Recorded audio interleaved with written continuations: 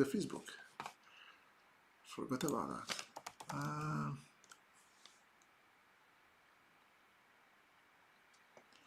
Yep, I'm here on Facebook. Do you guys hear me?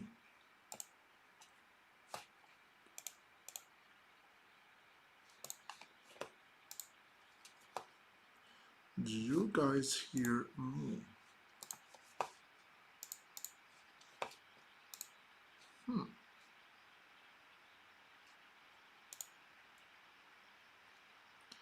Let's see.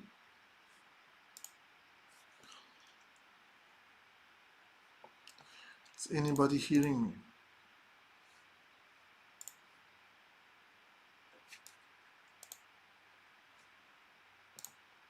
Somebody on LinkedIn say yes. Very good. So last thing, to make sure that we are live on Facebook. I think we are not live on Facebook.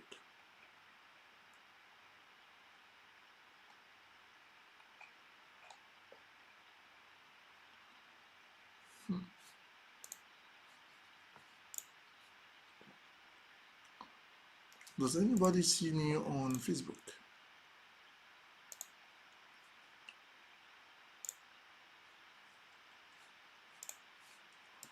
Nope, we are not live on Facebook. Let me. Okay. I think I will have to turn it off and on again.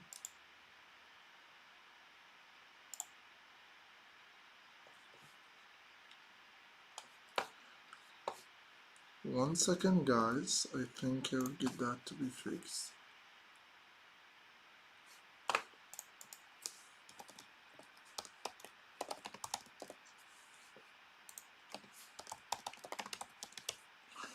Hello, guys. I hope it returned back on LinkedIn and on Facebook. If you're, yep, we are live on LinkedIn.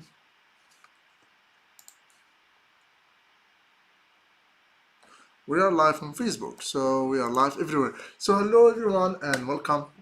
So today we will be talking about malware analysis and incident response interviews, with all the questions, the answers, the resume, how to basically get into this career and actually get a job in that field. So I see all the comments here on YouTube. Salam bro, yes, voice is good, very good. Hello bro from Egypt, and thanks for the precious content. Thanks to you for listening. Hello everyone, and thank you for joining. So today what we'll be talking about is how to build your how to get a job in these fields, in malware analysis or incident response. What are the steps when it comes to the resume, when it comes to applying for a job, when it comes to the interviews, and all of that. We are opening for questions at any time, so make sure that you write in the chat here on YouTube or on LinkedIn or on Facebook. And yeah, let's get started. So the first thing, I want to say is that if you are planning to apply for a malware analysis job or an incident response job, the first thing is how to build your resume. People mostly think about that they mostly go for like, okay, I should have a degree, I should have certificates, I should list all the certificates on, and most of people, hi Amr, I hope you are doing well. I'm doing very well. So most of the people think that the best way to get a malware analysis job or incident response job is to get so many certificates first. Let's say CH, CISP, let's say all the certificates, all the GIAC certificates for incident response, SANS certificate or GRIM for malware analysis. And after having all these certificates, then they can apply not for malware analysis job. They first apply for an intern job, or they apply for a SOC job. then they stay there with very low salary, and another job that they really want. There's no problem about SOC jobs, but so many people don't like them. They want the malware analysis job. So they start to learn, they start to work in these jobs for like 1, 2, 3 years. Hopefully that will get them into the incident response or to the malware analysis later on. And this is the long approach. This is the very, very long approach. And it's not the best approach, not the one that worked for me. For me, for example, I used to be a mechanical engineer, as lots of people might know. I used to be working in mechanical engineering. Um, Sorry guys, if somebody is sending me a private message, it's very hard for me to reply. I can see it, but it's very hard for me to reply. So sorry about that. Um, so we see questions. There's a question: is how to identify malware family after the analysis of particular malware. We'll talk about that. Let's just talk a little bit about your resume and applying for a job. So what have worked with me that I was a mechanical engineer. I didn't have the money to get any certificate, and I wanted to graduate and find a job in cybersecurity, preferably to work in malware analysis, of course, which is the field that I really love to work in. And the way that I got into that field is by not going for certificates, not going for let's say for years of experience or internship for free, but to actually build a project that proves my skills. If I don't know if I can share the screen very well. Let's see. Anyway, so what did I do is that I first I wrote some tools. I was good in programming, and I was good in malware analysis. So I started to write tools that shows my skills, shows that I have the hands-on experience in malware analysis and in programming. So I started to write tools that I post them in GitHub, and from these projects, people can start to see. I can write them in my resume and apply for a job with them, and the manager can see that I have already a hands-on experience. I have proved already that I already have the practical experience and I have the skills. And the first tool I wrote was Book a Simulator, which is, you can find it in GitHub, which is basically a tool to simulate all the processor work, to simulate all the instructions, to simulate Windows, to simulate everything. And you give it a malware, and it basically execute this malware in a completely virtual environment. It's a tool that creates a virtual environment to run the malware in, and after some point it stopped running the malware and scan the memory for any signature, whatever the signature you want to put. And as well, it can do some behavioral type of monitoring. Mainly was to unback malware and as well for other ways of detection. And this tool got me the first way to get into a conference, into 1 or 2 conferences, and I was able to to show my skills to some people. And I remember I was invited to speak in Cairo Security Camp. It was a small conference in Cairo. It was still the first time, and and after I went to this to that event, after I provided my presentation, someone came from the audience, gave me his card. He was working in a big company in Egypt, and he told me, "Why not to apply for a job in our company? We want to hire you." That was the biggest shift that has happened in my mind. If I am able to present that I have the practical skills, that will outdo and outperform any other certificate. I did the same thing with the Stuxnet, and that would help me to get a job in EGCert, then Kairos QCert, and later in Symantec, which basically I was working in a team, the attack investigation team, who was built just after the Stuxnet attack. So just because I have an analysis for that malware, it got me really beyond all the filtering process and got me to the interview and later to a job. So if you still have this empty resume where you don't have any certificate or any job experience and you don't know what you should do, and mostly also without a degree in computer science, your best bet is to find something that proves your skills. to prove that you have the hands-on experience.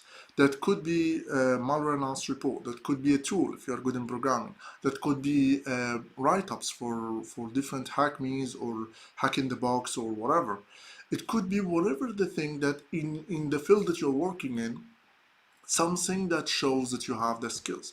In incident response, there are lots of CTFs that can do write-ups. You don't need to win the CTF. You don't need a CTF that is not practical, not like looks like the real life. You want something that looks like a real life attacks, and you need to focus on write-ups, focus on content that proves your skills. Any guys question you have about that? Uh, so I will get to all the questions, the different questions about malware analysis and maltrack training and everything, just to finish that and wrap up this part. So let me check if there's anything I want to check here. Everything is good. So any question about this resume part and this idea? Does it make sense? So basically, I'm looking for any question, guys, and I'm reading all your questions. Okay, if I have all the experiences, but I have a diploma degree, they will accept me or not? Is the baccalaureate or the BA degree important for me as a malware analyst? It is definitely not important. I have seen people who are working with there was a post yesterday I was seeing that the top reverse engineers that somebody has met was one of them was a car mechanic, one was didn't have a degree. Some people I know that worked in US who don't have any degree in anything engineering, for example, like in law, they have a degree in law. Somebody was a pharmacist, was a friend of mine, and he worked, I think, in Kaspersky and Avera and other companies. So definitely degree is not important, the same as certificates too. So if you have all the experiences, the first thing is you need to show these experiences. So this is the first step. You just have to focus on what exactly can prove my skills, what they are searching for. These guys, the managers that are going to hire someone, what they only want is somebody who can get plugged in the team and start solving their problem. He can be plugged in the team and start to analyze the malware, start to mitigate attacks. If he's working as an incident handler, he can actually do the investigation. He can go into the machines, do memory forensics, digital forensics. He can detect malicious artifacts through all the different tools they have, whatever SAM, NDR, whatever the tool they have, who can do the investigation, who understand what's the meaning of suspicious IP, who can dig into the data and understands the TTPs and understand the attackers and all the attacks. If you have something that proves that you have these skills, that's all what they want. They don't care about your degree, they don't care about your certificates. And really, certificates are really so overrated. Overrated in this field because certificates doesn't make you unique. It just says that you have the theoretical skills.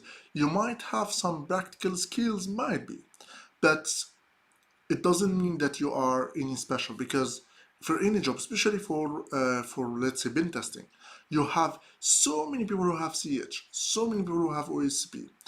With respect to OSCP, which is very practical, there's so many people who can get the certificates without doing any work, and they can find a way that somebody can take their exam and get in. And once they get into the interview, they don't show the skills. So this sometimes it's not really it doesn't have a high weight when it comes to interviews, when it comes to hiring. What's really important is the practical skills. So Amr Hafiz, thank you very much. So if I want to be a model, should I start by assembly or reverse engineering, and what about C programming? Okay, let me read the questions one by one. How to motivate ourselves while going through the journey, and what's the best way for self-study? That's a very, very good question. First is There is the best way to always motivate yourself is not to focus on results. Focus on your actions. Make the actions that motivates you. So, or make the actions is your goal. So let's say I want to achieve in that week. I want to be able to um, to write 3 blog posts about malware analysis. I want to finish these 3 chapters with these techniques of these practices. I want to finish that by that time. This is the first thing. That if your goals are all about actions, not about results, oh, I want to analyze this complex malware by the end of this month, you might not able to analyze it. You might fail at some point. Then you'll get demotivated and you'll feel, oh my god, I'm not that good, or oh, I'm so stuck and I couldn't finish this analysis, and then blah blah blah. The more you focus on results on yourself, and the more you are hard about on yourself, the more you will start to procrastinate. You'll be like, okay, let me just check the Facebook for now, and I will look at this sample later, and then I will look at this analysis later, and then I will look, and so on. And then you start to postpone. So you need to have milestones that are mostly actionable. That is the first thing. The second thing is have a planner, for example. That works for some people. I got this, I still didn't use it, but I got lots of advice for people to use this thing. It's called Monk Manual. And the idea is to set yourself goals, and for every day, I want to do this. Let's say in the evening, you put all the goals that you want to achieve for the next day. But this is the one thing. If I did this one thing, I have this my day was actually productive. I want to watch this lesson.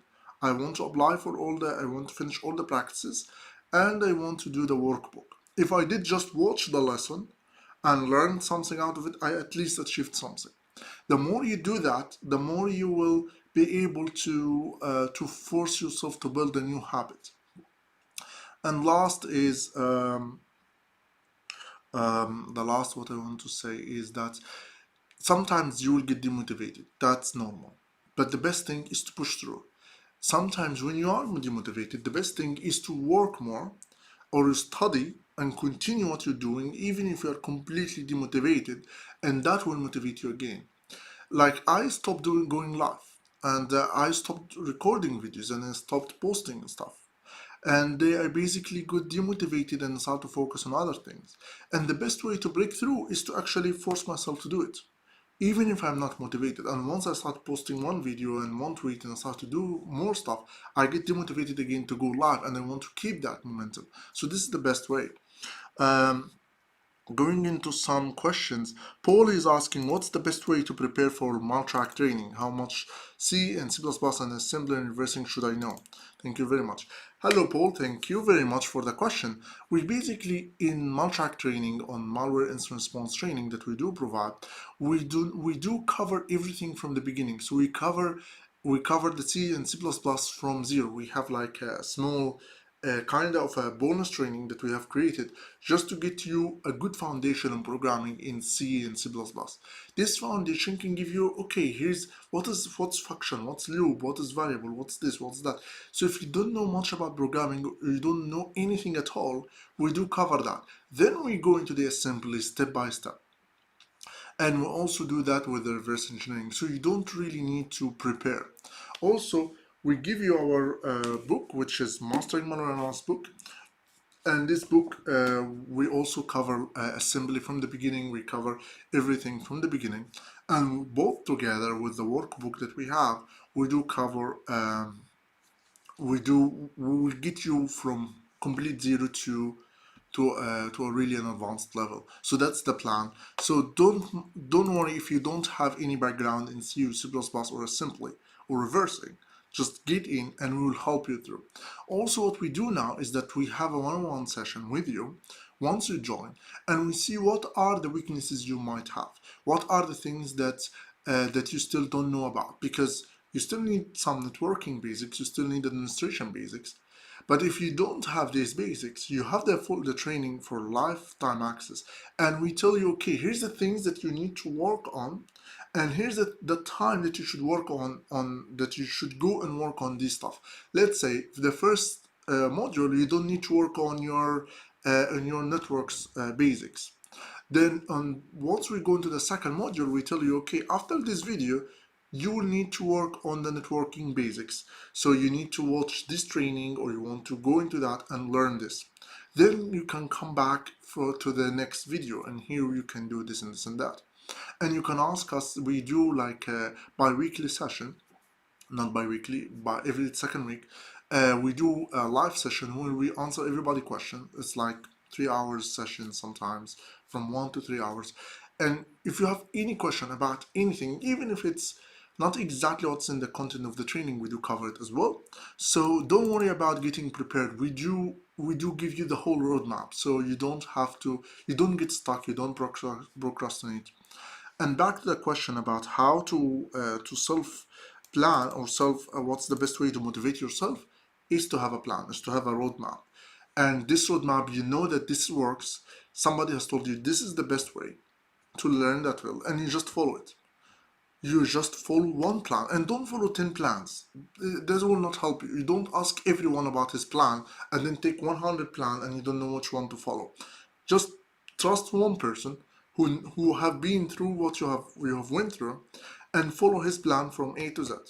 And once you follow his plan, then you will not feel demotivated at some points, because you will not feel confused of what direction you should go next.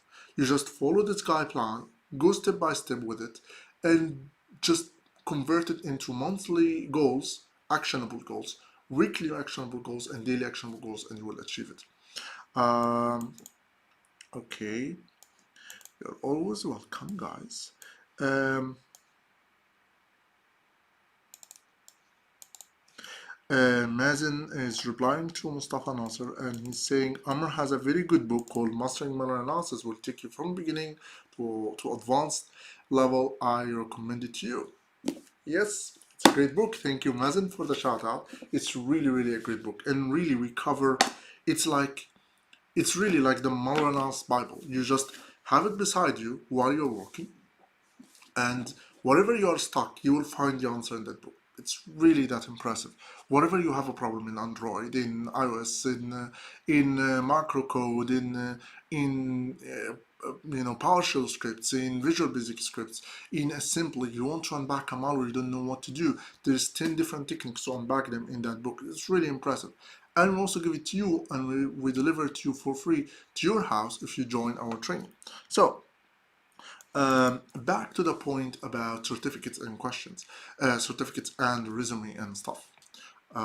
Let's go to the. I didn't look at the YouTube. Sorry, guys. I'm just looking at the YouTube now. Um, Google awesome malware analysis tools. You will get enough from tools. What are the tools that can help get hands on? Well, with the tools is not everything. Vlare VM is good for tools. Awesome malware analysis tools is a good source, but tools are not the thing. The most important is the skills themselves, and we'll talk about that in the interviews. How to explain to managers that they have analysis more than 1,000 malware? Well, think about what that has reached to you. So, how to explain managers that I have analyzed more than 1,000? I highly doubt that you analyzed more than 1,000, because that will feel a bit fishy. Or you have analyzed one family that has so many variants, and you have just looked over the other variants with some automation tools. But the best way is that you need to, so once you don't have certificates and you don't have a degree, and you want to show that you have unique skills and you have analyzed lots of malware, then create your resume. The way is, you talk about, okay, your name, your email, your stuff, all your details, and then after that you go into the projects, and the first thing you show, what are the projects that you have done, what are the let's say let's say you have built, you have analyzed this malware. Then you write, okay, I've analyzed let's say XYZ malware analysis report. Under that title, you have everything you have went through analyzing this malware, and mostly it's things from the job title, from the job from the job description. So the description, job requirements require you to know how to do static analysis, dynamic analysis, IDA-Pro, OLI debugger, x64 debugger, writing your rules, whatever, right? And then under the title of that job description of that project that you have done, XYZ malware analysis report, under that you write, okay, the first thing I did is I did static and dynamic analysis, code analysis on the malware using IDA and OLI debugger. I have wrote a YARA rule for the malware. I have done packet analysis using Wireshark. I have done a network miner, whatever, and then I have done this, I have done that, and here's the report, and then a link to the report, maybe on GitHub or something, and the link to the YARA rule, everything is there, for example, right? So under the title of that report, you have written all the skills you already have from the job that you already have, and as well it's written in the job requirements. So now, if an HR reads your resume, he sees that, oh, you have done everything that is in the job description. He will just check the keywords from here to there. Yeah, it sounds like a guy who's more related to the job. He will get your resume ahead. The manager will look at the resume and he see that you have a hands-on experience and you have worked on everything that they wanted: static analysis, dynamic analysis, code analysis, packet analysis, everything they wanted.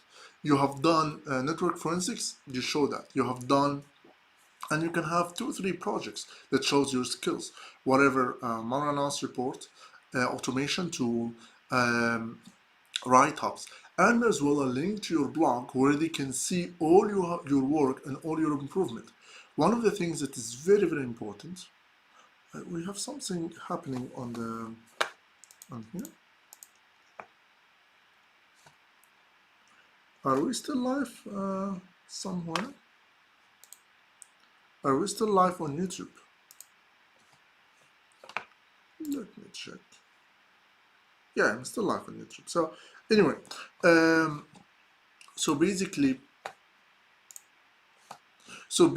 yeah. So you write your projects, each one after each other, and then you take all the job requirements, keywords, and you put them under that project, and then your resume can get through the HR and can get to the hiring managers. The second thing, you need to have a blog that documents your journey, documents your learning, because the managers wants to see that you're not just a person who learned something, who took a certificate and that's it, but you are a person who is really, really obsessed about what you are doing. So you are writing on your blog every single time you have learned something new, and you can see that you have analyzing this malware. You have already 6 blogs about it. Then you have done this. Then you have done that. Then you have talked about, let's say, you have worked on this macro code, and then you have done this, and you have tried to install, I don't know, OpenEDR by Komodo, and you have tried to create a sandbox out of it. And then you have tried to do this, and you have tried a new tool. You have tried to create a tool or create a YARA signature, whatever. You can see that you are working along the time, 6 months time, 1 year time. Every single week or every 2 weeks, you are posting a new blog post and you are learning something new. So you are somebody who is working on self-development over the time. Once you work with the company, you will be self-developing yourself, and you will be really working on improving yourself. And this is something they do care a lot, way more than the knowledge. Actually, is your passion and your obsession and your self-development. So this is basically the recipe for the best resume, and that's what worked for me, and what worked for lots of people. I had a good blog.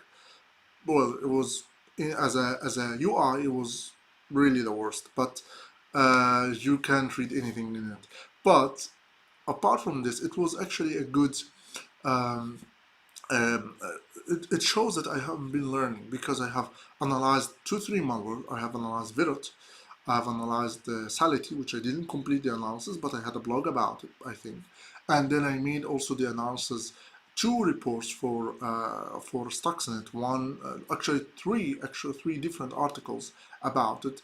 Then I did an analysis for I did also an article in Hacking9, and I post also this article on my blog, so that they can see that, and also all the GitHub tools that I did, so they can see that over the time I'm building my skills, I'm doing something new, I'm trying to be creative, I'm trying to do something.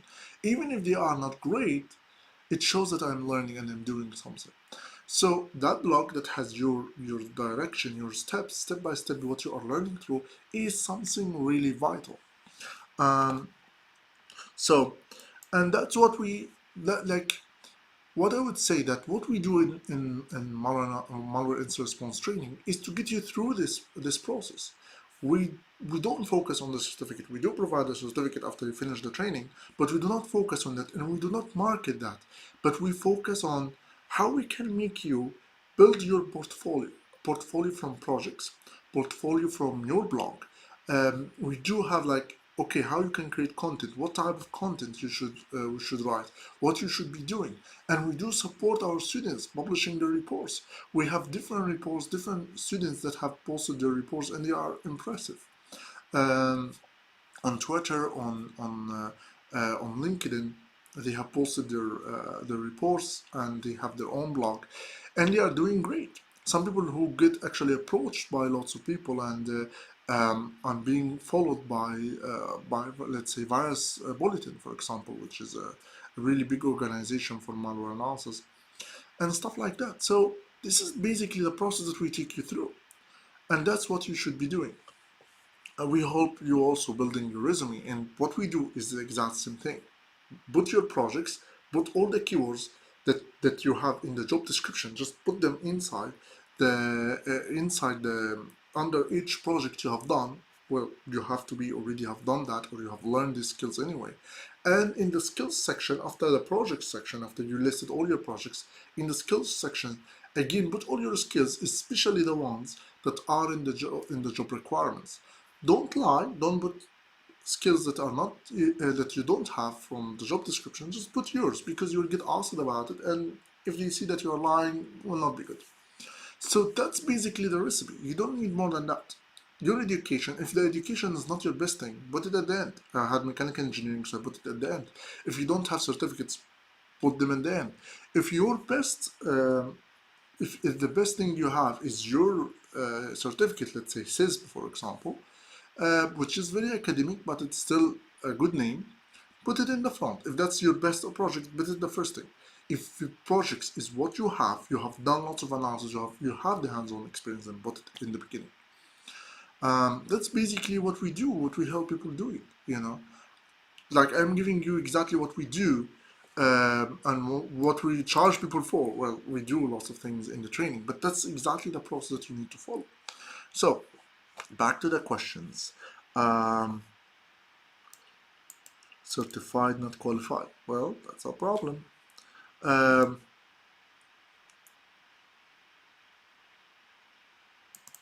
okay, let's get to some of the questions. How to prove your instant response skills in an interview, as most of the companies are looking for real-time scenarios where we have worked. Well, it's a little bit tricky. With something like hacking or pen testing and an instant response, it can get a bit tricky.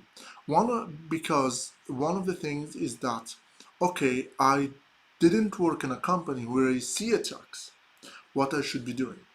Then the best way is to basically show the other side of instant response, which is understanding attackers, understanding attacks, and understanding families. So let's say open source intelligence is something that is very related to incident response. So let's say you have done open source intelligence about a malware, for example, or about attackers group, and you have downloaded different samples for them. You have found all the links to all of this. You have went through all their IPs and all their domains, and you have did an investigation of their attack. You have shown all the TTPs that they have. All the TTPs is the tactics, techniques, and procedures, and you have went through the meta attack framework, which is a very famous framework on all the attacks and how they are going step by step. And you have wrote a report about kind of an intelligence report, collecting information about this attack and doing an analysis on what they do, on their malware, how they change over the time, how their documents, malicious documents, for example, change over the time, how the samples change over the time, even the behavior analysis on them can be a good enough way to show that you have kind of information. You wrote articles about different attacks in your blog, like Basti hash attack, um, Kerberos. I'm not sure if I pronounced it correctly, but Kerberos attacks. Um, Bypassing different techniques, testing tools, testing. You have like let's say some EDRs or some different tools. Test them. You have Open EDR by Komodo. Do a testing over it, and then testing different attacks, um, creating scenarios and analyzing it, creating, let's say, an attack scenario through different machines and how that works, and how tools can be bypassed, for example, and write research about it. Then you have a kind of, it's a still red team, but it presents that you have the same foundation as in the blue team. How you created your attack, how you crafted this, the resonance, the TTBs that you have used, how you create privileged, and all the steps that you have decided to do. And you can create this all of these machines in AWS or in Azure, and you have like 170 euros for free to create all the machines and simulate all the attack and then terminate all of this. You can go into a Hack in the Box, for example. I think Hack in the Box, they have blue teams CTFs. You can do write-ups about it. And then pick 2, 3 of these projects, highlight them in your resume, and put everything that shows that you have the skills. So you might not have worked on a real SIM, but you have done some log analysis somehow. You have done memory forensics with the event logs on a specific malware. You have done this routine project that shows that you have understand the meter attack and the TTBs and so on. So you can still show your skills. Even if you can't work in a real company, you can see what are the things that I do in a real company.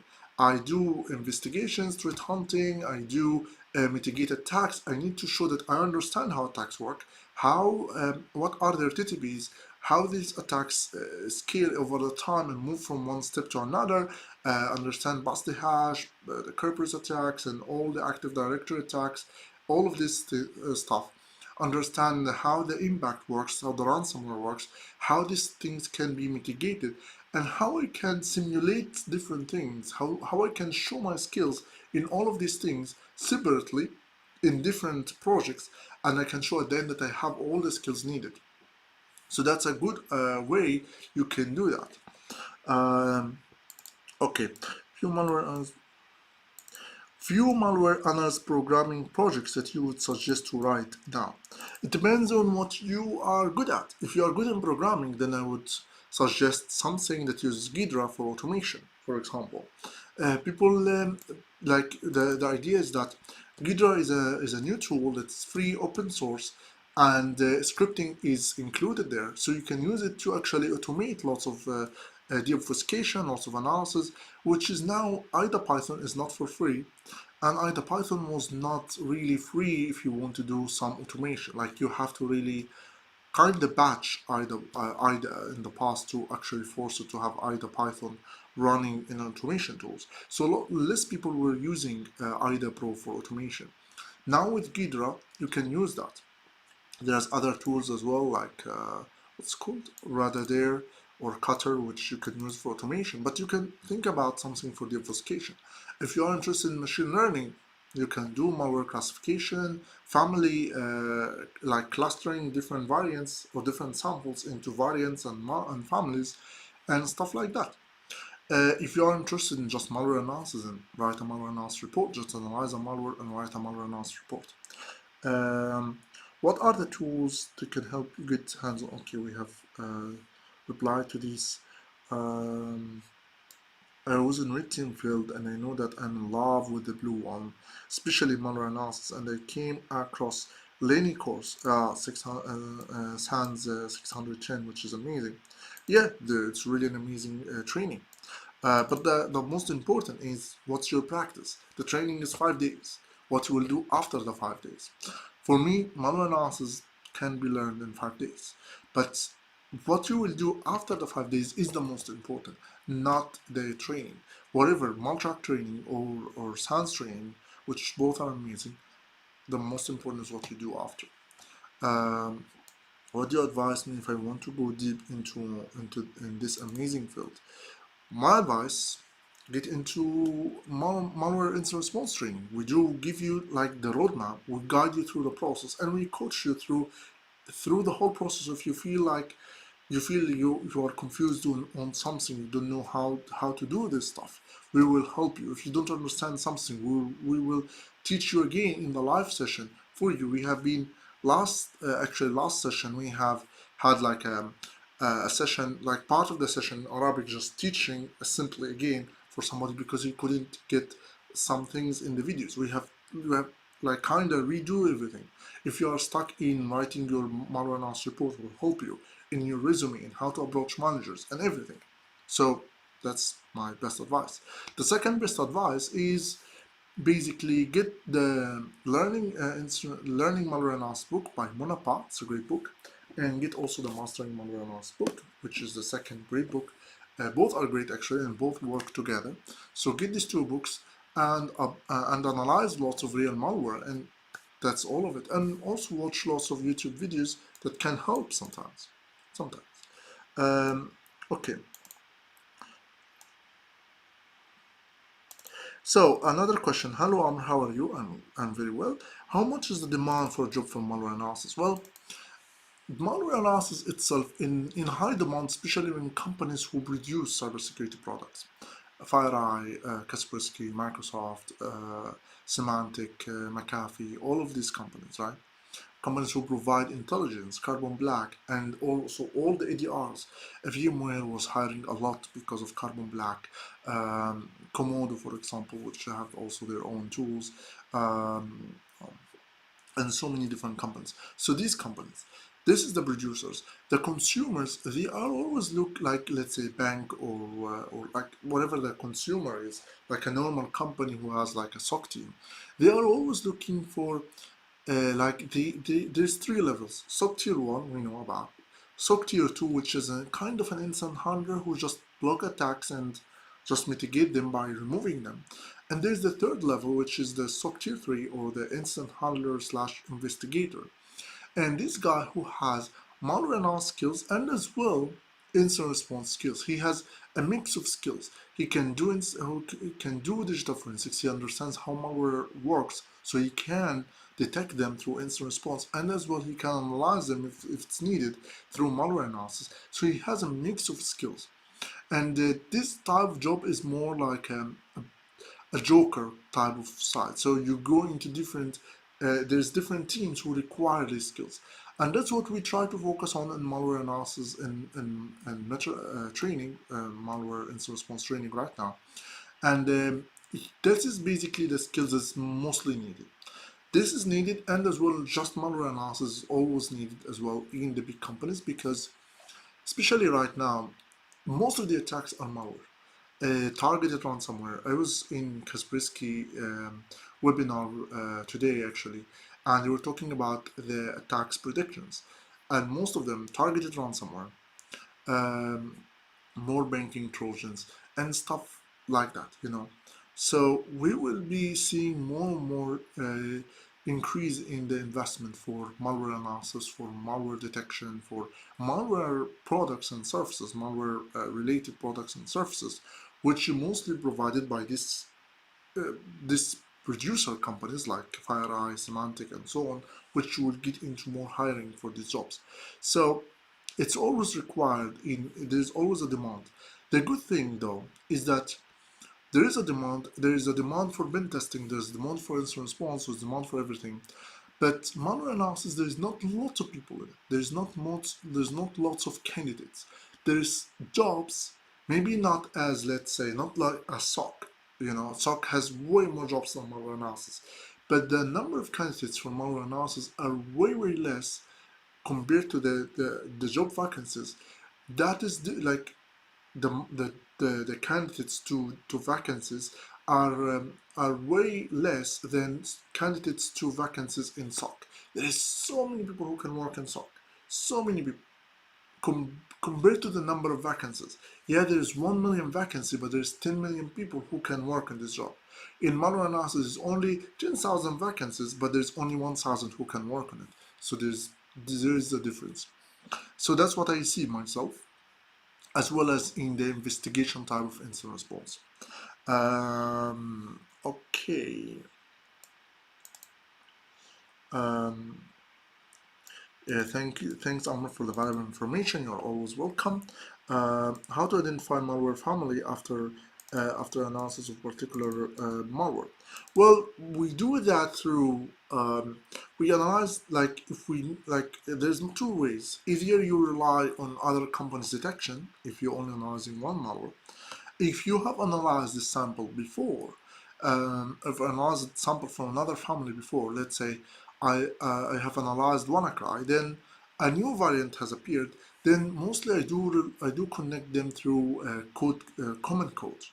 If not, through different IPs or domains, and I can say maybe it's not the exact same family, but it's exact same actor or exact same group.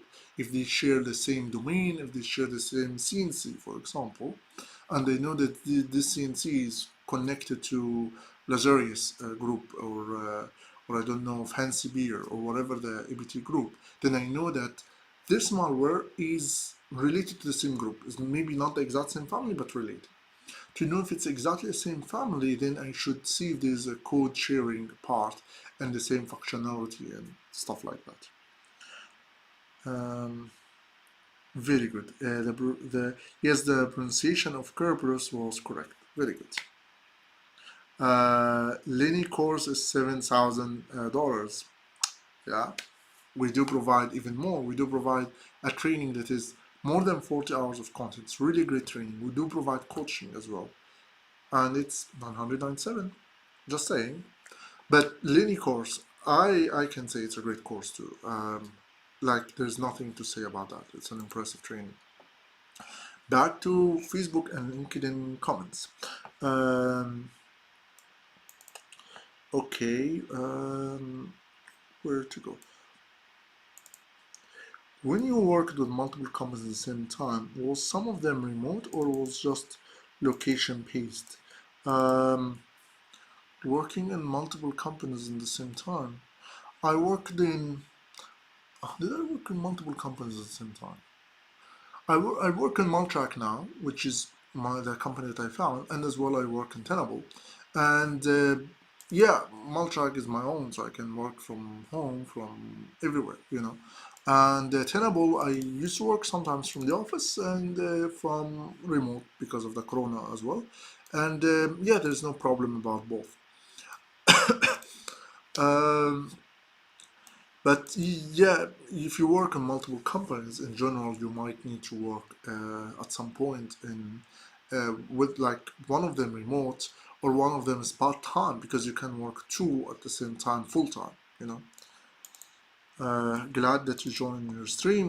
We are happy to see you here, Hajir. Hello everyone, glad to be here. Glad that you are here. Um, What about malware analysis jobs in Egypt? Is it available for a junior, and what other requirements should I have to be a junior malware analyst? Um, I'm not 100% sure about the market in Egypt, to be honest. Um, I'm saying that because I haven't been, monitoring the companies in Egypt. I know that EasyCert is there. I worked in EasyCert once I graduated, so it was for juniors. And the most important, the most requirements is that you have already hands-on experience. This is very important. Hands-on experience doesn't mean that you're working in a company. The thing is, lots of people like mix experience, like job descriptions require 2 years of experience, 3 years of experience, 5 years of experience. How I can have equivalent hands-on practical experience? Like, really, you don't need to have this years of experience working in a company. What you can have is projects that proves that you have the same hands-on practical experience. Let's say, if a company requires 1 year of experience, then you need to have analyzed the malware that is, let's say, you have done quite a good analysis. Not great, but quite okay. If you have 2 years, if the job requires 2 years of experience, then you have you should have analyzed maybe two, three different projects, different malware analysis reports, and all of them they show that you have really in-depth analysis, for example. So what I can have from practical hands-on experience that proves that I have equivalent years of experience like working in a company. Then if you have the hands-on practical experience, that will basically get you into the same level as somebody who has years of experience working in a real company. So for people who are fresh graduates, all your bet is basically to go for practical hands-on experience, projects that prove your skills. If you don't know how to do it, we will help you do it in the training we do. Actually, we had one of our students called Mustafa Hussein.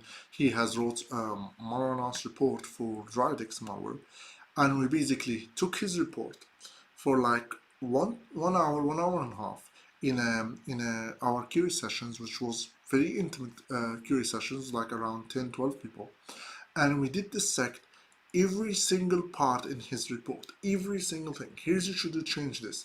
You should do more in-depth investigation here. You should write this and not write that. You should change this. You should change that, and so on, step by step, until we have made this full report. Like we basically kind of dissected every part in this report. Poor guy, we have got so many criticism, but it's all constructive criticism. And the goal is to get you in a report where it looks very professional and it shows that you have the hands-on experience. And that's the best way.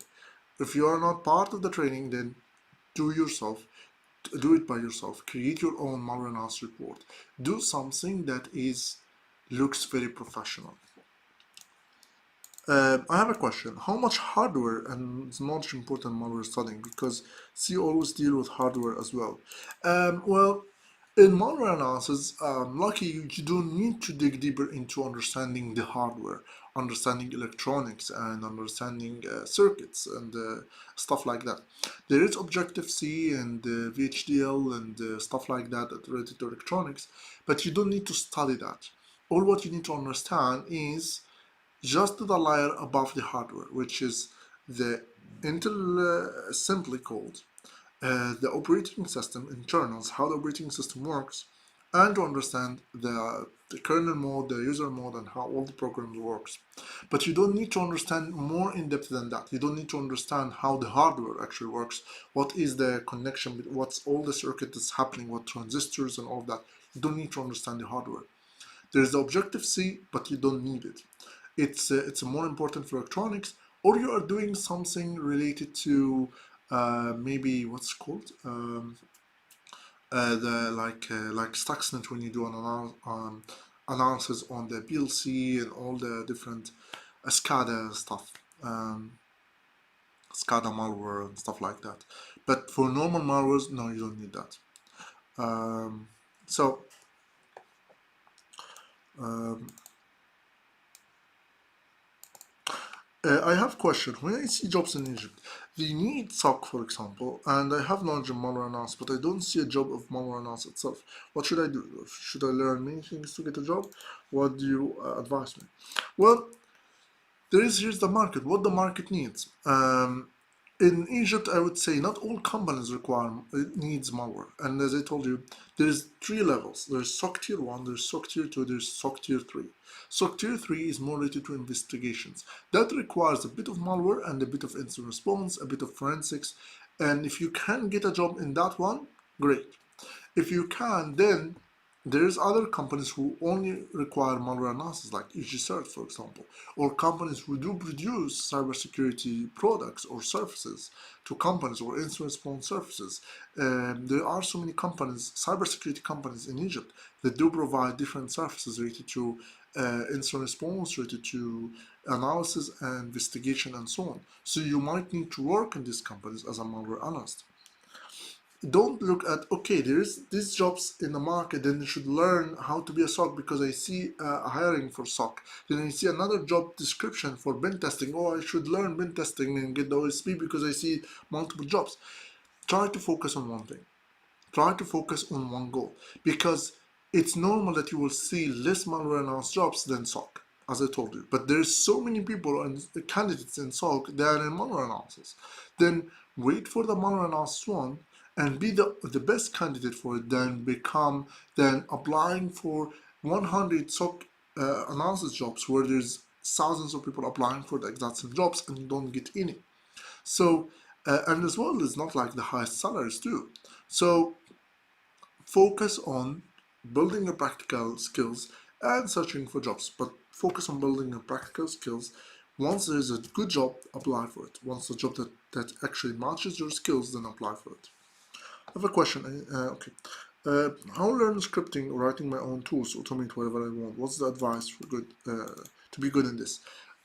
Learn Python is the best tool for automation and malware analysis.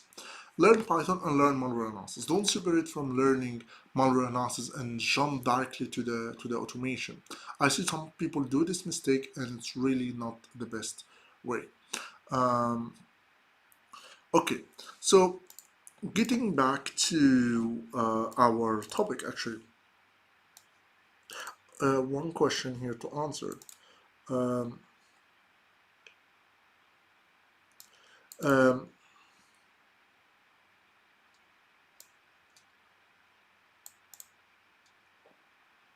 Abdul Sami, I did purchase your course. You have a great content. I was wondering, thank you very much.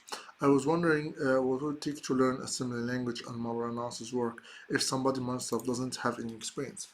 I would say depends on how much time and effort you are putting. Let's say I like to always say around 6 months, maybe 2 months with more practice, and as well to have your own reports. So 6 to 8 months. But as you are part of the training, I know you joined very recent, so we'll go into the one-on-one session and we'll get deeper into that. But the most important here um, is to follow the process, to follow the roadmap. We will be setting the roadmap together, and then after that, you need to um, you need to always be in the live sessions, always following with that content, following with the roadmap, and work on it every single day, even for 2 hours every single day. Just keep studying and keep practicing. You are stuck, go to the live session, will answer your question. Wherever you're stuck on a sample or related to the training or outside of the training or anything else, even a topic around malware analysis, around incident response, around cybersecurity. Just get to ask questions, don't be shy, and always attend these sessions because they are always something you will learn from the other people. If you don't have the question, if you didn't verbalize this question or you didn't know that you have this question, somebody else is asking it and you learn from the answer. So make sure that you're always there and give yourself 6 8 months to really become very good in or in an advanced level in malware analysis and assembly. For standard malware analysis, what programming languages are good to know? Also, how in-depth knowledge do you need? Enough to get to just enough to just read code? Very good question. So, for malware analysis, without talking about the scripting and automation and all of the interesting stuff, we're just talking about malware analysis, standard malware analysis. You need to learn assembly language because you will actually analyze code with it. You need to have the programming foundation. We always teach that in C language because it is as close as possible to assembly. And you need to have this foundation. You understand what's variable, what's loop, what's if else, stuff like that. And after that, you really don't need to learn how to write code. You need to learn how to read code and how to understand the flow of that code. What is the difference is that in while reading code, you just need to understand what's loop, what's function, and all of that. You understand the structure of the code, and as well you are able to look for clues inside this code. And from these clues, you can understand what it does, how it looks like if there is a decryption loop. If he's trying to create a file, you will see a call to create a file. What is this base 64 decode, for example, does, and stuff like that. While actually, what I would say, while actually writing code, you need to think in a way of problem solving. So how to solve this I'm going to say how to actually design the code to solve this problem, how I can have a human problem converted into robotic steps, and how to convert these robotic steps into actually a code. And this process is the hardest part of the programming than actually the syntax and the writing of the code itself. And of course, the bug fixing, which is half of your life as a programmer. So you don't need to learn all of that, or you don't need to work on all of that. All you need to understand is the syntax, the flow of the code, the main concepts, and to understand this simply. You will once you understand C++ structure, you understand this simply, you're basically able to read any code because most of the code looks like them. PowerShell and VBA, Visual Basic for macros, they look a little bit different, but you really, once you learn these basics, you can read any language. I started reading PowerShell code and I had zero idea how the PowerShell works.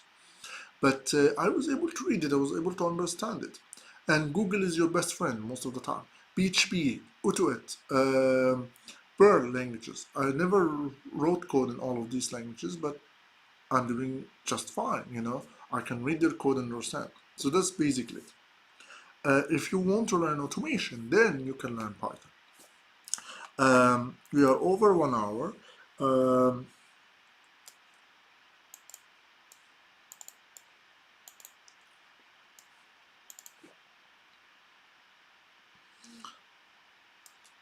okay. Um, just I will answer this question because related to resume, and then we'll get into the interview questions. I know we have passed the 1 hour mark, so I will talk about the questions, which is actually the main title of the topic. So, speaking of projects, what kind of projects are required for resume and could be done personally? Malware analysis report can be done personally. If you are good in programming, then write a tool, a simple tool, like let's say a tool that basically a BE editor, a BE viewer, um, a tool that obfuscates some strings, a tool that basically do what we call X-ray to basically search for any encrypted malware or any encrypted important data inside of a pile of code. And how to do that, we describe that in the Mastering Malware Analysis book. We talk about the X-ray techniques. Also other things like a generic unpacker using a debugger tool.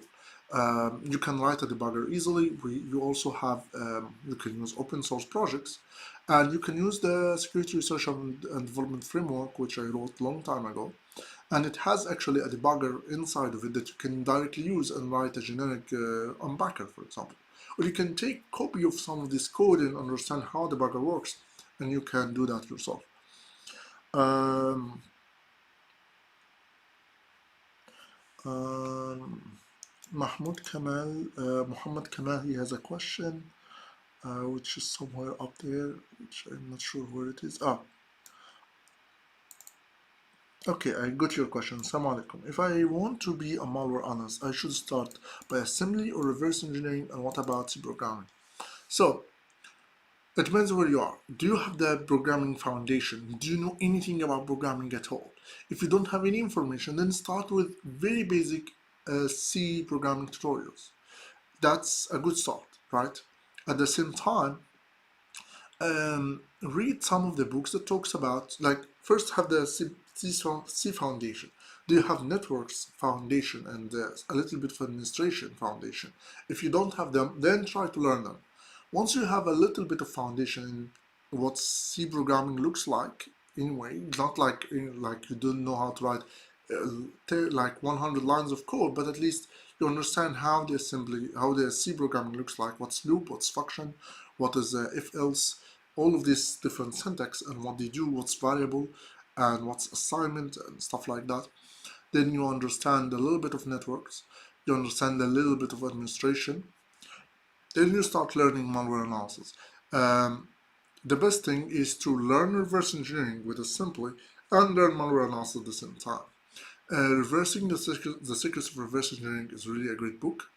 The Learning Malware Analysis and Mastering Malware Analysis are really great books to start learning, and of course the Practical Malware Analysis, which is A bit old now, but still a good book. So you can follow these, you can follow two books at the same time, Reversing the Secrets of Reverse Engineering, and as well, let's say, the Mastering Malware Analysis book. And that will give you an idea about malware, and that will give you an idea about reverse engineering and assembly more. And this mastering malware analysis also cover assembly, but both together can give you a holistic view. And follow these two books together. Okay, talking about the in case of C programming, do I know everything about C since I'm not learning how to be a developer? No, you just need to know the basics. The basics could be what is variable, what's function, what's a pointer, what is let's say what is a loop, what's if else, what's while loops and do loops and for I loops.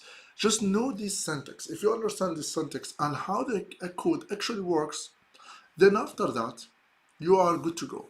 Maybe you can add a little bit of coding to create like a loop that print from 1 to 10, or print from 1 and then 1 and then from 1 to 10 and then 1 from 1 to 10, like a loop inside a loop or something like that. Some basic stuff, like very basic stuff. Once you have reached that level, that basic level, then move directly to assembly. Um, okay. Okay, let's get into the main interview questions. So once you have built your resume, you have that done, the projects, the skills, all matches the job requirements as well. It has a proves you have the hands-on experience, you have your own blog, you look very good. Then you have two options. The first option is to apply for different jobs, which is not the best because HR, they don't understand, with big respect to all the HR guys, they don't understand the technical stuff. And they might just reject resumes. And there might be too many resumes have been sent and they just send random no reply. Sometimes you don't even read all these resumes. So that's maybe not your best bet. The second best bet, and so many times I worked well for me, for my students, for actually managers who told me that this is a great idea, is that if you have good skills, if you have a resume that proves your skills, you saw a vacancy, a job opening in, let's assume a company named SpaceX. I don't know, just a name. I don't know if there's actually a company called SpaceX. But anyway, which actually by Elon Musk, right? SpaceX. Anyway, you have a job in malware analysis in SpaceX. They found the malware in some rocket somewhere on Mars. Anyway, then you go and you search on LinkedIn. LinkedIn, you have everything on LinkedIn. Everybody is on LinkedIn, and you search who is the manager for this. And you see who is the manager of this position of this team that has this vacancy. Maybe you will find the manager directly because all the people are on LinkedIn for any company, or you might find like two options, whatever. Let's say you have found the manager, then directly connect with this manager on LinkedIn, and you have a good LinkedIn profile that shows that you are look professional. Then send him a message talking about this vacancy, talking about what is the what do you want to have, what skills do you have, and how you and what's the proof that you have these skills and that you want to apply for the job. Hello, Mr. Whatever, or hello, whatever his name, and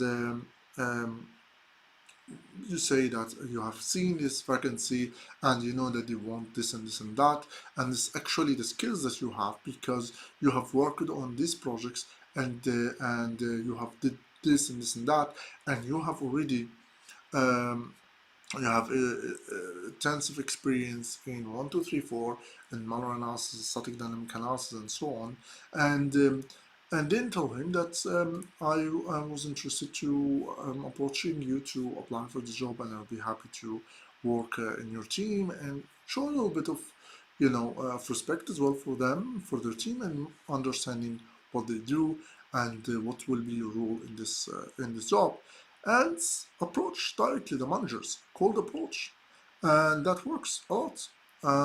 Maybe you don't send your resume once you send the the message and just send this message. Just introduce yourself and say that you see that you have vacancy, you need these skills, and frankly, you have them, and you have the proof that you have them, and see what's his response. If he's interested, then send him your resume and see if that conversation can get you to an interview.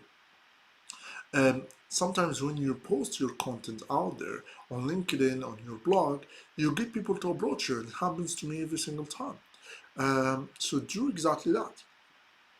So another way is to connect with recruiters, and recruiters through searching on LinkedIn, they can find you and they can actually send you a job opening, and they push you when you get your resume. They actually try to find like a way around HR, and they directly push your resume to the managers. So this is the second step. Can a fresh graduate work in this field from a start? Yes, you can, because if you are a fresh graduate, you don't have years of experience, you can have the hands-on practical experience that replaces that. The hands-on experience can be projects that you have done, a malware analysis reports that shows that you have done static and dynamic analysis and you have done 1, 2, 3, 4. Um, Programming projects, whatever it is, proof concept ideas that you have done to prove that you understand meta attack, you understand instant response, you understand malware analysis. You might have done open source intelligence. You have a project, something that shows that you understand attacks, TTPs like tactics, techniques, and procedures, articles you have wrote, and so on. All of this can prove that you have the practical hands-on experience, and that can replace any years of experience you might have. So yes, you can work as a fresh graduate if you have the hands-on practical experience as a replacement. So once you get to the interview, the main questions you will be getting is basically um, there's there's multiple types of questions. The first thing is that he wants to see if you understand the process, if you understand the strategy. Like, and this is really a lot of people, and that what the manager is trying to catch early on, so they can eliminate this type of people. I see this a lot, that somebody ask him, okay, how you would analyze this malware? Well, I will take this malware and I'll put it in IDA Pro. Okay, and I will put it in B Studio to see if there's anything suspicious, and I'll put it in virus total if there's anybody has detected it, and then I'll put it in a sandbox, and then I'll put it in somewhere else, and this tool and this tool. And okay, how you will analyze a malicious document, for example? Oh, I will use Maloff scanner, or only VBA, or I don't know, Viber Monkey, whatever the tool is. And it's like, okay, you just mentioned tools, you didn't mention behavior, didn't mention any malware analysis thing. Like, you basically took the malware analysis job and give it to the tool. You just don't understand anything. You just put things in some tools. You just know how to use the tools, the commands, and you just put the malware in these tools, and you print, you take a screenshot of the result and give it to me. Oh, what's this malware does? Oh, I put it in B Studio. This is all the APIs it uses. This is all the strings it has. This is the hash that it has. This is a screenshot of all these results. Be like, oh, thanks. Now I'm the one who's doing the malware analysis, not you. So they want to catch at the beginning, the managers, they want to catch the people who are only relying on tools, and they don't understand what is the goal of these tools, what's the functionality of these tools, and how these tools actually work, and how they can assist in malware analysis. If you understand that Sandbox can give you a triage of the behavior of what the malware is doing, the strings can help you understand some of the behavior through, or can get you some IOCs like domains, stuff like that. The imported APIs can tell you a little bit about the functionality. The API, the B Studio, can tells you about if the malware is backed or not, through looking at the sections, the functionality that it might have through the strings or through the imported APIs. And then when you put it in IDA Pro, you can see the functionality of that. You can see the connection between all of these commands, the flow of the code, the APIs are being used, and as well how they're being used, what are the parameters they are taking, and what's the process that leads to the execution of these commands. how they communicate with the CNC, with the attacker, how they maintain resistance, and so on. If I tell you this is a malicious document, then you will tell them, okay, I want to extract the macro first. I want to see if they have any executable macro, and this is something really important. If they do have, then I will focus on extracting the macros, whatever these macros are in in the normal macros or in the Excel, functionality macros, the auto open macros. Actually, just today I was watching a video for Colin Hardy, and he was talking about Excel macros, and it was really a great video. And it's like a different technique to extract macros. So showing that you understand that, okay, here's all the different types of macros, all the different types of execution for any malicious code. This is the tools, this is the techniques I will use to extract them. If there is no macros, then I will think about there might be an exploit. Then I will try to run it on a vulnerable Office application to see if that triggers any vulnerability. I will see if that matches any if I see if the structure of that malware matches any exploit has been seen in Metasploit or something like that. So you give him the process. Once you move from mentioning tools and mentioning process and strategies, this when the manager starts to take you seriously. And most of the managers, they start with this style of questions. So they ask, okay, what is the process that you will use to analyze a malware? I give you a malware. What is the process you will use to analyze this malware? If you tell him I will use the tools, you are out. You tell him the process. Well, first I will do like a basic static analysis, basic triage. Is it backed or not? Is it what are the strings that are there? What IOCs I can get? What possible functionality from the APIs? Then I will do a behavior by running it on a sandbox or running it on a virtual machine with some analysis tools, getting a bcap, getting the behavior that it does on this VM, and from that I can understand a lot more about the malware. Then I will dig into the code through static or dynamic code analysis to know what exactly if this behavior is actually true, what are other paths and other ways that the malware can go through if it's a different environment or different use case, and as well getting all the IOCs, seeing all the commands for the attacker and so on. So now you have shown that you understand the process. Um, that makes sense, guys.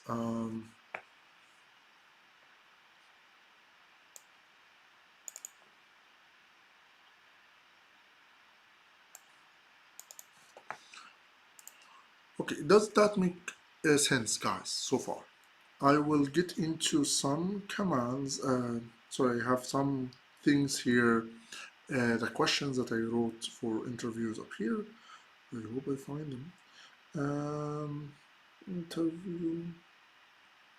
Yeah, I took some notes here. So, okay, some other questions that might be a way to see how you think and how you. So always these strategy questions, and these strategy questions they try to see if you understand malware and malware analysis. That is the most important, not how you use the tools. So something like, would you how would you write a network-based detection for a malware, for example, right? Okay, how I would write a network-based detection for a malware? Well, I will see how it communicates to the attacker, how this communication works, what is the unique data that's being sent and received, unique, let's say, unique structure, and with that I can write maybe a rule, IR rule or snort rule or whatever the rule is that actually detects this pattern. If you tell him, well, I will put the malicious domain as a network based, well, you are out because domains can change from every sample to another, but the structures remains quite relevant for some time. So you can say, okay, I will monitor this. I will write a signature based on the style of the data that's being sent and received and the structure of this data. Let's say the cookies that he always sent. If there's a unique cookie he sends or unique data is being sent in the request or something like that, and they will use it as a way for detection. Something like, okay, how would you like Um, So how you would have a non-file signature-based detection for a malware? Like, okay, we know about file signature-based malware detection signatures for malware. Like, let's say taking part of a sample and use it as a file signature. But how you can have a non-file signature or not file non-file based signature detection for a malware. Oh, it's a bit just the question is a bit okay. Anyway, so how you can have a non-file signature for a malware? Well, you will think, okay, without having a file signature, I can have a behavior signature. What is the pattern that the malware goes through, and what are the different steps he's using, a different behavior is following, and through that I can detect the malware. Let's say a keylogger who is trying to call to specific APIs like get assign key state, get key state, get foreground window, and stuff like that to understand all the windows and stuff. So I can detect this is probably a keylogger behavior with some things related to that malware. I can detect the malware through a non-file based signature. Um, so stuff like that. Okay, how you can detect this file is backed? Well, what I will do is that first I will look at, I will see if there's any signature for a backing on it. Like let's say I will open it in BID or CFF Explorer by FireEye or B Studio and see if it matches any signature. If it matches the signature of an API of backed malware, then of a backer, then probably it's backed to that backer. If not, then I will look at the sections and see if there's anything that sounds like it has a backing in it. Then I will look into this, I will look into that. Then you can follow all the steps of unbacking. By the way, in the Mastering Malware Analysis book, we write all the steps for how to detect the backed malware. So if you just say these steps, and these are the steps that I will follow, now you show that you understand the strategy, you understand the process, and you understand beyond the tools. If you tell him, I will put it in BID and see if it's backed, well, you are failed because you only rely on tools, you don't understand the meaning behind them.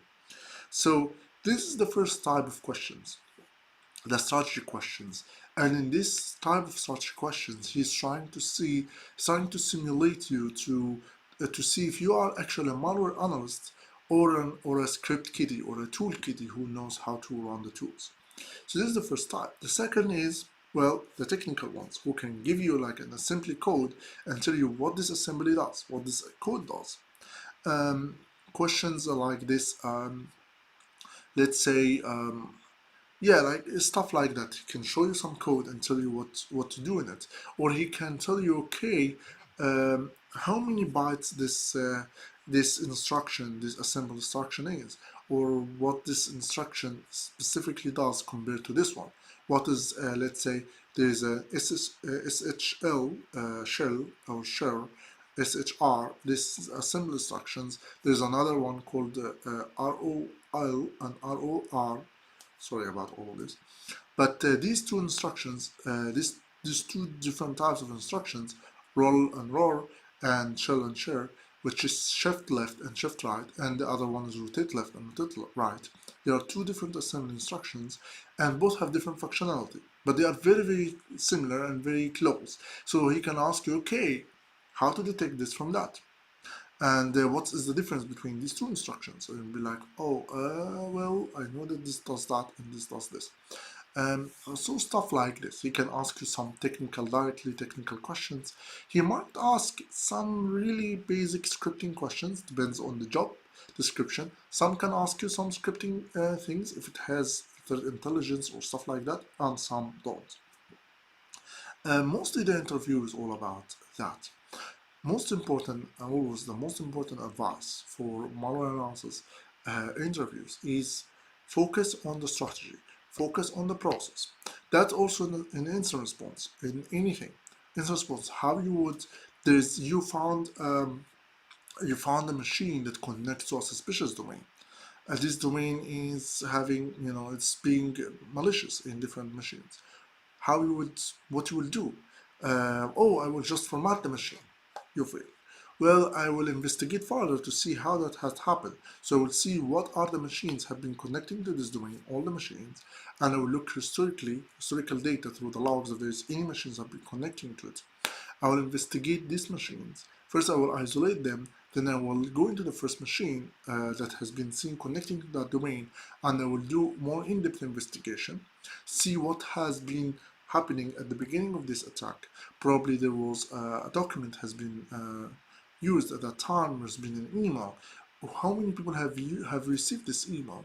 And maybe this malicious email has been sent to 5 people, and there's only one person who opened it and execute the macro. Then what I can do is that I will pull this email from all of them, from all the other 4 people, so they don't open it and they don't execute the macro, because I can just remove the sample or clean this machine, and then somebody else after 5-10 minutes he read the email, the spear phishing email. He actually opened the documents, he enabled the macro, and he executed the malware, and the malware and the attacker is again into the network. So you cleaned one machine, he's another machine, and then 2 hours later he's in the third machine, and fourth machine, and fifth machine. So the best way is to understand how it works, then do the investigation based on that. Before that, you do the isolation, you make sure that you don't trigger the attacker so he doesn't understand that you have detected him, so you can directly eradicate the whole attack before actually making the attacker notice this. So all of this is showing the pros, showing that you understand incident response, not that you are just, well, I will just format the machine, I will just scan with an antivirus, I will scan with 2 antiviruses, I will I will look if the firewall is detecting it, or the IPS is detecting it. If it's detecting it, then I will block this domain, or do stuff like that. Once you show that you only go just using the tools, or take one step above the tools, you are not the one who is going to help the company, because tools can easily learn, but the actual knowledge that stays with you, and tools change over time. I have a friend of mine who was really good in using a specific tool, um, a specific tool for packet analysis. And he was like, everything is about this tool. Like, I'm really good in this tool. I can do everything in that tool. Guess what? The company who was producing this tool, and it was like a big device, and producing this device decided that it's discontinued. Sorry, it's discontinued. We don't produce that anymore. And suddenly all his skills is gone. He doesn't have any skills anymore because the tool is out. It's not there anymore. I know how to use the tool, now the tool is out. But what is relevant, what stays relevant over the time, is your knowledge, your in-depth knowledge about the whole field itself. And that's what you want to see, because if you are good in this tool, you might use another tool in this company.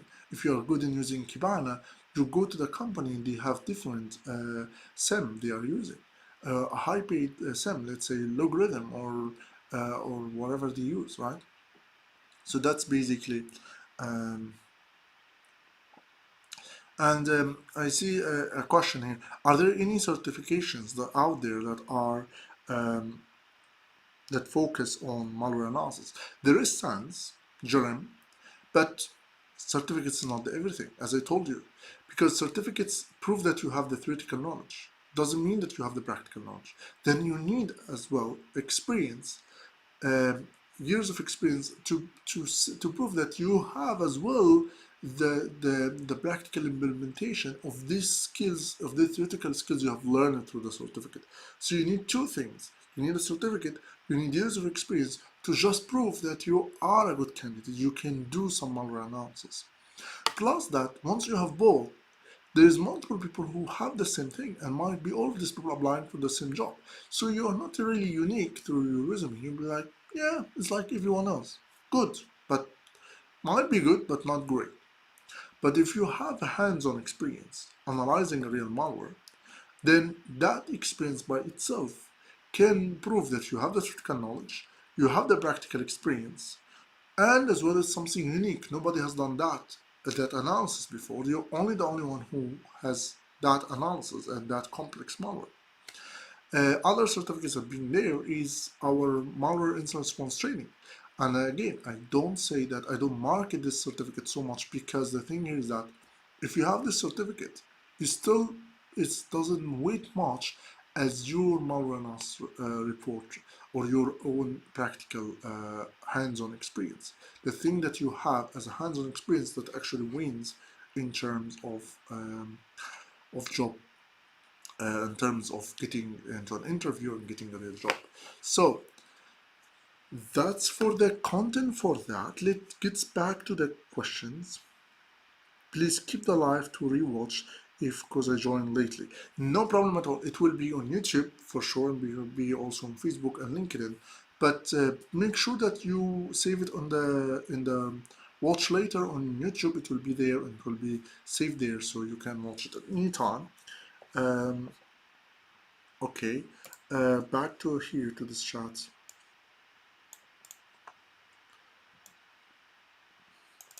Okay. Hello Amr, how are you? Can you tell us about a good methodology to use threat intel in malware effectively, in malware analysis effectively? And how is the tracking state-sponsored attack and ABT and get their TTPs?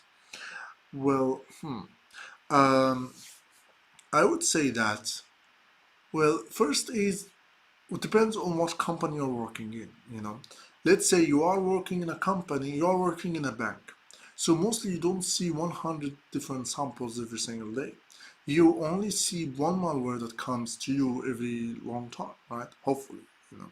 So the threat intel is that, okay, I need to find um, the company who can provide threat intelligence information with context, not only some domains and some IPs and some MD5s and that's it, but some context. What this domain is, what it's been used for, what this MD5 represents like a tool.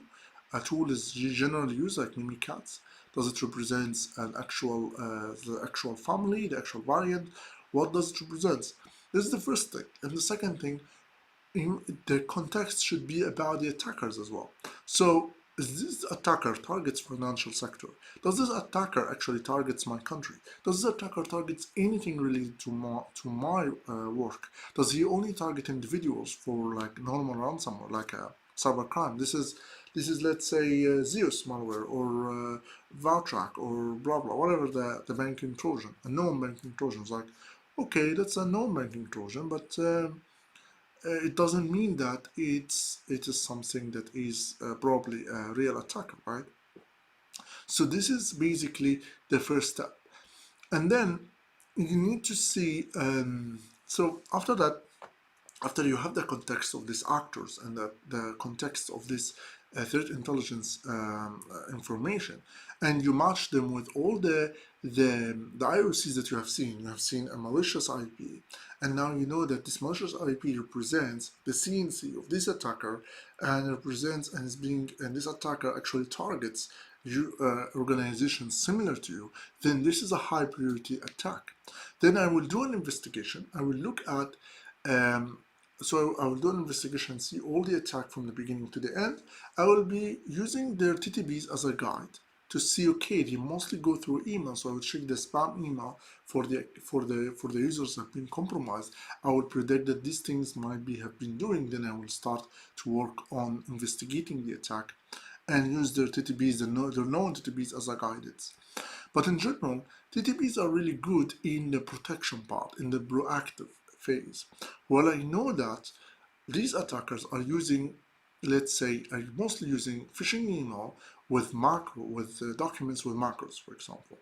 Then I need to put my budget into the awareness, into different protection for that, different spam filters, different way to protect against that, and put more controls. Then I do my threat hunting about this. So threat hunting is basically is looking at the CTB's tactics, techniques, and procedures, and the attacker tactics and techniques and procedures, and try to imagine that I have been attacked by this attacker already, and he's already inside my network. Let's start to take some of these TTBs and start to investigate as they have been already there. that the attacker has already compromised my systems using one of these tactics and techniques and procedures. Maybe he used this way for privilege escalation, or scenes, or use Twitter, let's say, to communicate with the attacker, or he used this, or whatever the tactic and techniques he's using, and I try to imagine that have been already compromised with this way, with that attacker, with these techniques, and investigate that. I know that he always sent emails to the HR, to the payroll, to the sales, sending them invoices, resumes, and sales invoices or documents, and through this he gets into running a macro, and then from there he gets in. Then I need to investigate if these attacks, if these emails have been sent, if there is there's an attacker who's sending to multiple people, who is logging into different accounts, what are happening on the machines, if there's any Microsoft Word who executed partial, if there's any Microsoft Office who run, let's say, an application on the machine, and then start to dig deeper into that and do more investigation. I can do memory forensics on some or like what we call it ABT detection analysis on different machines inside one network. Go to the payroll network and then do like random machines that I check if there's any one of these machines have been actually affected by a malware, have been having any malicious behavior happening on these machines. I can do like memory forensics or some triage or some tools, and I can dig deeper into that. Hope that answers your question. So that's it for now. Any other question, guys? Was all what we have seen, all we have said today was useful? Let's recap a little bit. So first, build your resume based on your hands-on experience. Don't rely on degrees. Don't rely on certificates. Don't rely on spending years in a job that you don't like, if you don't like, or with low salary, or as an intern, to just hopefully getting hands-on like years of experience, so you can have it in your resume. In replacement, the better option is that you have projects that proves your skills, and this is what to highlight in your own resume. You highlight malware analysis reports, projects you have created, even small ones like PE analyzer, network-based detection. If you're learning machine learning, then okay, do some clustering stuff, whatever it is, and show that you have under these projects, under the title of these projects, you make them like bold and highlighted, and under them you have all the different what I want to say, different job requirements, all the job requirements, keywords, you add them under these projects. All the steps you have followed to do these projects. You did static and dynamic code analysis. You did behavior analysis. You ran in a sandbox. You have did packet analysis. You have wrote a Yara signature. You have wrote a Snore signature. This is the link for the project, and then you move to the next project, and so on. And then on the skills section, you do also take all the keywords in the job requirements, add them in your skills. But don't lie on it, just add the skills that you already have, but make them similar to the job description and the job requirements that are there, the job that you're applying for.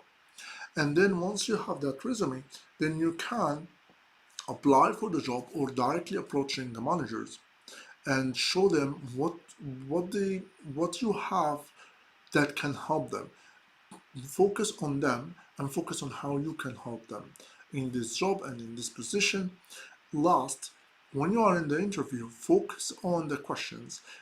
Focus on showing that you understand the process, the strategy, you understand beyond the tools. But don't tell him that I will use that tool to do this. I will use that tool. I will use that tool. Don't focus on the use of the tools. Focus on the meaning behind. What's the process you will follow? What's the meaning of the different things? And what's the strategy you would follow in every single case?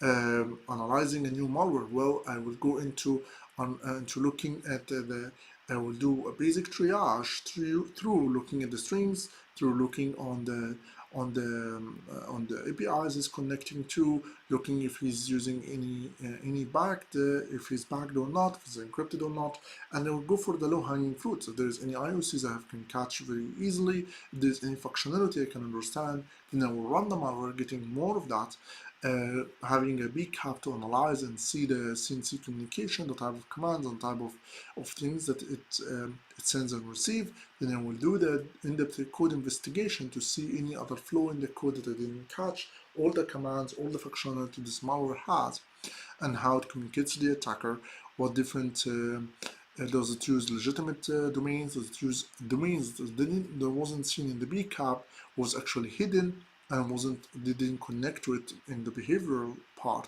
what there's any encrypted strings that have been revealed, all of these things, and then I can have a complete analysis.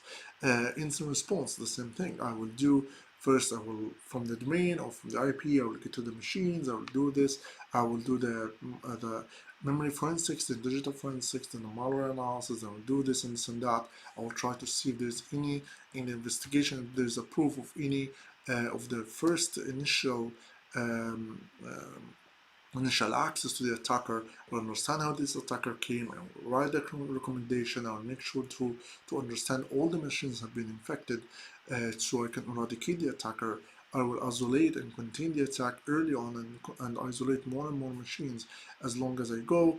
I will try to not alert the attacker to the attack. I will do this, I will do that. So this is the strategies, and this is what you need to show to the manager. Once you show that he understands that you know what malware analysis is, you know what incident response is, you will be asked for some technical questions for sure. Sometimes in malware analysis he will give you a malware and you analyze, and after you analyze and answer all the questions, then he will get into an interview with you. This is some cases. Um, that's basically it. And yeah, I wish you guys the best for all your interviews. Um, any questions so far? Um,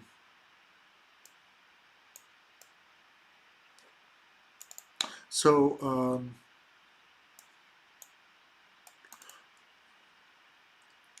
let's get into some of the questions here. How I can I start a malware analysis from zero to ready for a job? Um, there's multiple answers. Learn the foundation first, which is basics of networks, basics of administration, or basics of operating systems. You will need to get the internals of the operating system, but that you can do it along the time. Then follow some of the books like um, and as well the basics of programming, which is the C++ foundation. After that, you will need to learn assembly and reverse engineering, which you can follow with reversing the circuits for reverse engineering. You can do some crack means, you can do some reverse means.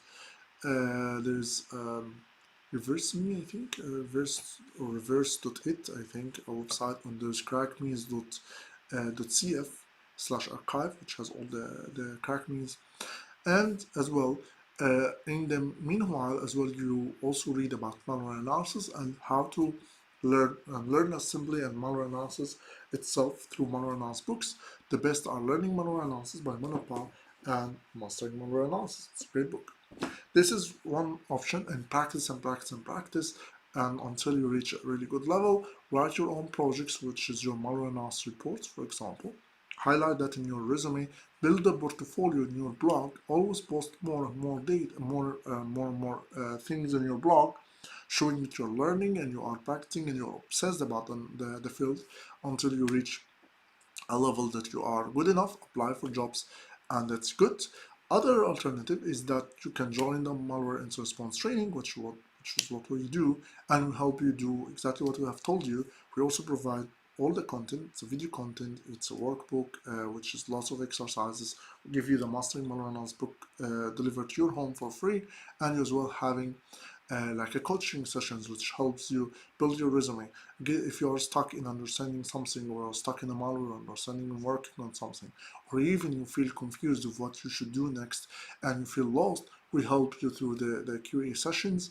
We build also your a roadmap for you through a power session, once you join, it's a one-on-one power session where we help you build your skills, build your roadmap, so you have peace of mind and you don't get demotivated or procrastinate. Um, so that's basically the way, and we help you as well how to approach managers, how to build your resume, malware analysis report, and you get the certification at the end, and that can get you to a job. So, hello, sir. Um, Hello. How? What do I should become person work at security? I hope you can reply me. Think so. So, what I should do to become what person should I become to work in cybersecurity? Well, I hope that I have answered the question in the previous part, what the steps you should follow. Great answer, thanks a lot, Amar, you're always welcome. I know the power of speaking English, but why not speaking Arabic for more attracting Arabic beginner students for live videos only? I wish that. Thank you, sir. You are welcome. Um, I do speak English to reach all the audience because I know that the Arabic speakers also understand English, and as well all the English speakers. I do also speak Arabic in some sessions, especially with working with other people. Sometime at some point I went, I think multiple times I went live with Tiknawi. It was a great sessions, and he's a great guy, and I have spoken Arabic in there, and as well I might have some one or two lives in Arabic as well. Um, Evening, hello. Can I work freelancing in malware analysis field, and how? I'm not sure actually if in malware analysis there is a freelancing. There is an ability to create a business and then provide services, but that will need you already have an experience, a really good experience in malware analysis and incident response.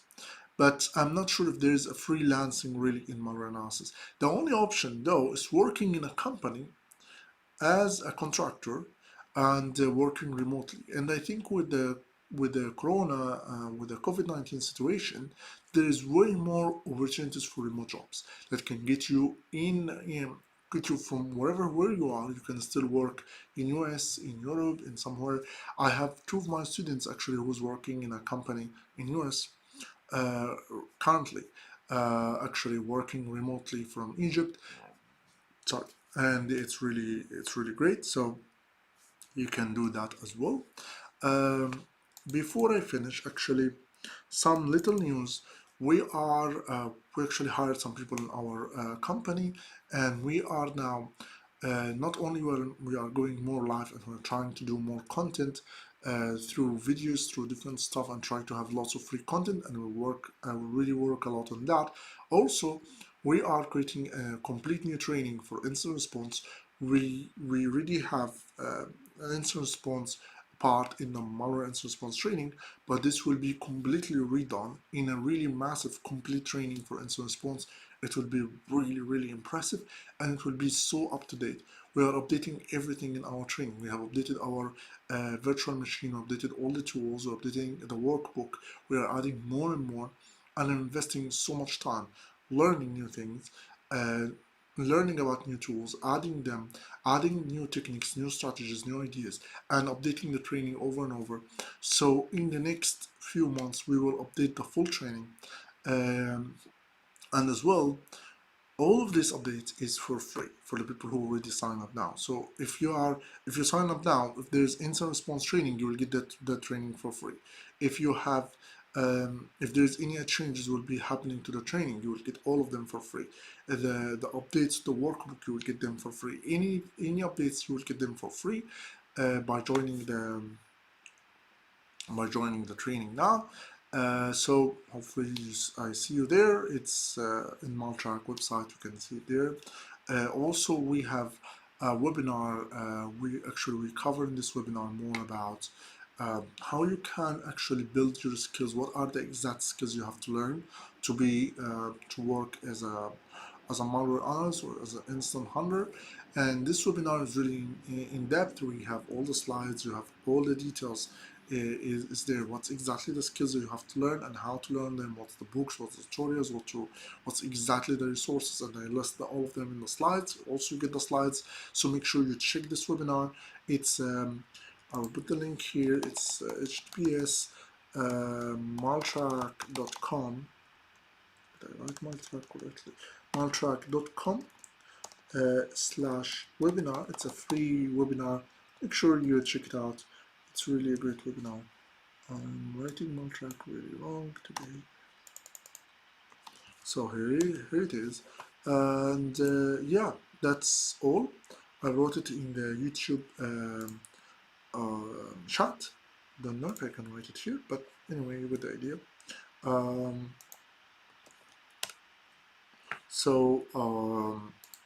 and I wrote it now in the also on the Facebook chat.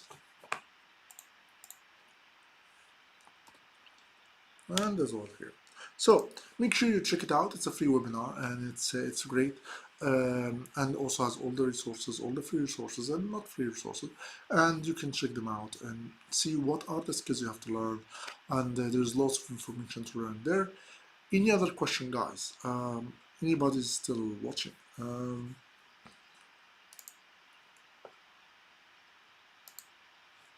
So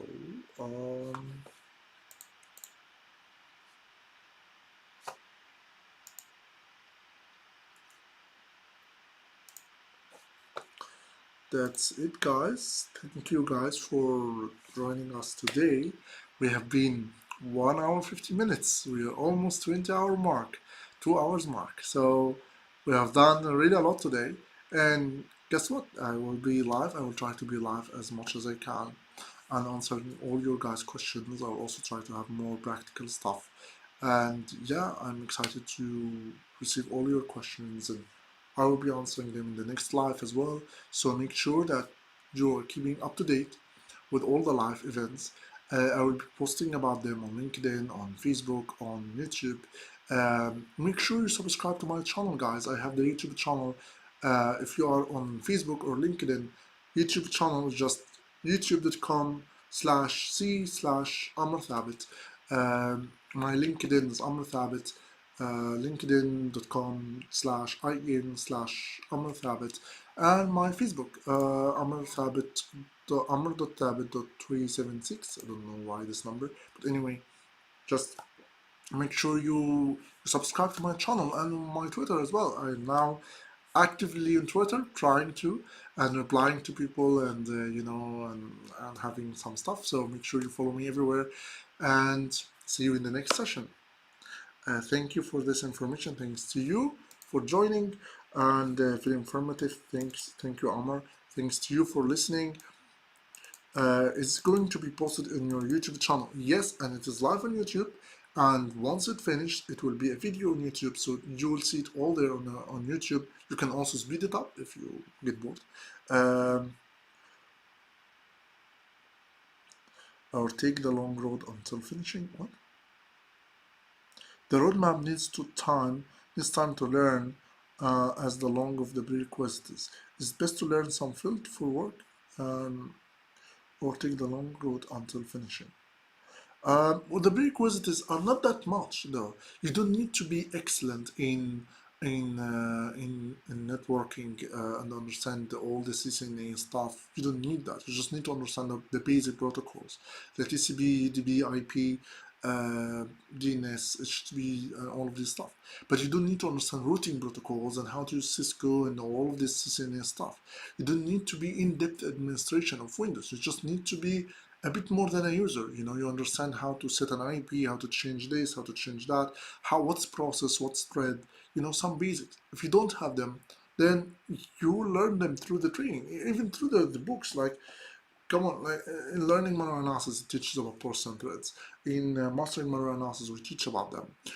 Identifying malicious code through reverse engineering, the first part of that book, teach really, really, really well the Windows internals. The book again, Identifying Malicious Code Through Reverse Engineering. It's a great, great book. And it's a very small book, and actually you only need the first half. The second half is not as great, but the first half is really great. So that can give you the Windows internals. You can start reading that.